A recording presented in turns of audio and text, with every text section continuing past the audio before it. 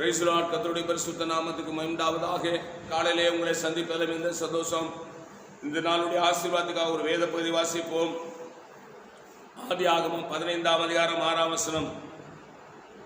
அவன் கர்த்தரை விசுவாசித்தான், அதை அவர் அவனுக்கு நீதியாக எண்ணினார்.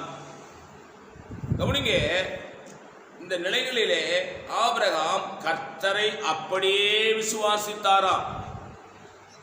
ஆண்டவராகிய கர்த்தர் என்ன சொன்னாரோ அதை அப்படியே நம்பினான், விசுவாசித்தான். அது அவனுக்கு நீதியாக எண்ணப்பட்டது. அல்லேலூயா. கர்த்தருடைய வார்த்தையை வாசிக்கிறதுனால நாம் ஆசீர்வதிக்கப்படுவோம் நினைக்கக்கூடாது. கர்த்தருடைய வார்த்தையை தியானிக்கிறதுனால நாம் ஆசீர்வதிக்கப்படுவோம் நினைக்கக்கூடாது. நாம் ஜெபிக்கிறதுனால ஆசீர்வதிக்கப்படுவோம் நினைக்கக்கூடாது.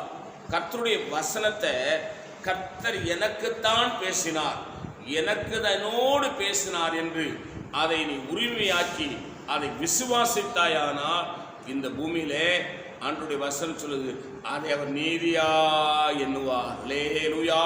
அப்படியானால் உனக்கு எந்த அளவுக்கு நீ கர்த்தருடைய வார்த்தை விசுவாசிக்கிறையோ அந்த அளவுக்கு அந்த வார்த்தை உனக்கு ஆசீர்வாதமாய் மாறும்.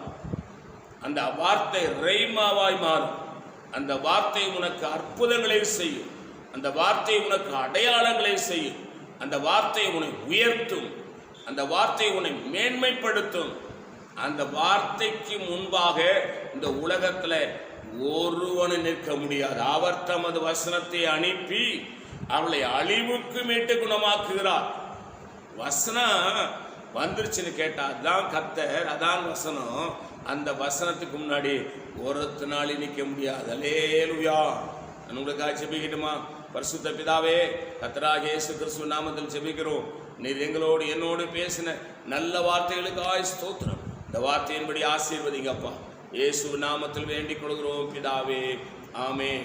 God bless you. கர்த்தர் உங்களை ஆசீர்வதிப்பாராக.